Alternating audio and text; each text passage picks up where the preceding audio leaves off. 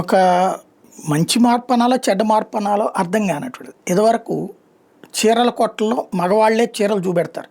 కానీ చెయ్య కూడా తగలనియరు. మేడం మేడం, అమ్మ, అక్క అంట చేసేవాళ్ళు.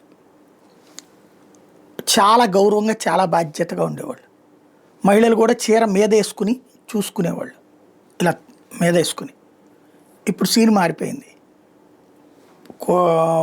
పట్టణాలలో చీరల వ్యాపారాల్లో మగవాళ్లే చీరలు అమ్ముతున్నారు, మహిళలు కూడా ఉంటున్నారు సేల్స్ గర్ల్స్ కింద.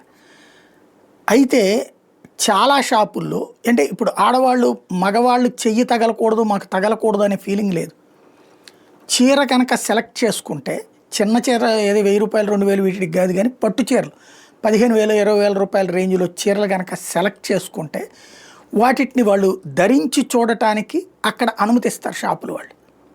గ్యారంటీ కొనుక్కుంటారు అనుకున్నప్పుడు అవి ఎలా కట్టుకోవాలి అన్నటువంటి పాయింట్ దగ్గర మగవాళ్ళు కట్టించి చూపెడుతున్నారు. డ్రెస్ వేసుకుని వెళ్ళిన మగవాళ్ళు కట్టించుకుంటున్నారు మహిళలు. అట్లాగే ఆడవాళ్ళని పెట్టిన సంస్థలు ఉంటున్నాయి.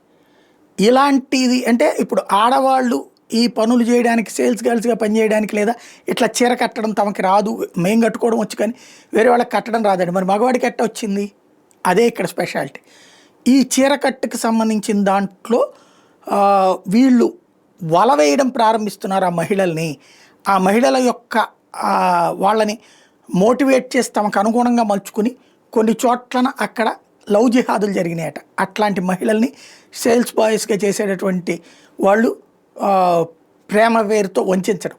ఇప్పుడు దాంతో ఇండోర్లోనే ఎక్కువగా ఈ సంఘటన జరిగినాయట.